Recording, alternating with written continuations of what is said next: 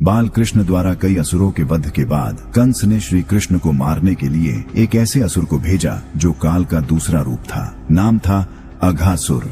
दरअसल वृंदावन के जंगलों में अपनी गैया चराने आए बाल कृष्ण तथा उनके ग्वाल बालों ने आज कुछ बदला हुआ महसूस किया। सभी आश्चर्य से इधर उधर देख ही रहे थे कि मनसुखा बोल उठा, अरे कृष्ण, वो देखो ये गुफा कैसी है, आज से पहले तो यहाँ कभी नहीं देखी। श्री कृष्ण सहित सभी उस गुफा को देखते हुए उसके नजदीक पहुँचे और तभी बलराम जी बोल उठे, सावधान हो जाओ सब, ये मुझे कोई असुर प्रतीत होता है। इस पर सभी ग्वाल बालों ने मजाक उड़ाते हुए कहा, ये गुफा और असुर, लगता है बलराम को सब जगह असुर ही दिखाई देता है। सभी ग्वाल बाल उस गुफा के अंदर प्रवेश किए। कृष्ण बलराम ने सभी को रोकना चाहा, पर सभी ग्वाल बालों की जिद के सामने वे विवश हो गए। जैसे ही सभी गुफा के अंदर प्रवेश किए, अचानक गुफा का द्वार बंद होने से चारों ओर अंधेरा छा गया। सारे ग्वाल बाल डर से गए। असल में ये कंस का भेजा हुआ राक्षस अघासुर था, जो अपने विशाल अजगर के रूप को गुफा के रूप में बदल सारे ग्वाल बालों सहित कृष्ण बलराम को अपने पेट में समा चुका था। और अपने उद्देश्य को पूरा होता देख अघासुर अब जाने लगा।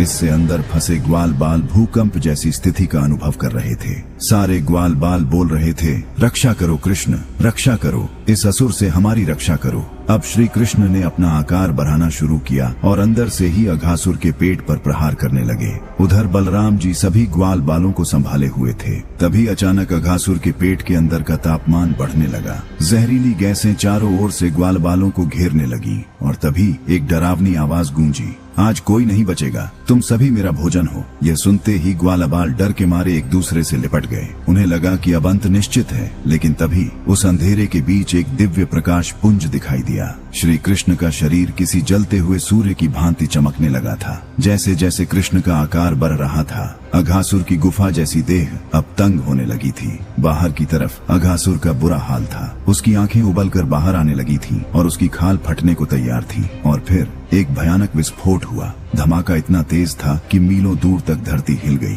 अघासुर का विशाल शरीर छिन्न भिन्न हो गया और तभी साक्षात नारायण के रूप में श्री कृष्ण बाहर निकले, जिनके पीछे बलराम जी सहित सभी ग्वाल बाल भी सुरक्षित थे। सभी अघासुर के मृत शरीर को देख ही रहे थे कि उसके शरीर से निकली एक काली छाया श्री कृष्ण के चरणों में गिरकर दिव्य ज्योति में बदल गई। और इस प्रकार कंस का एक और असुर मृत्यु को प्राप्त हो चुका था।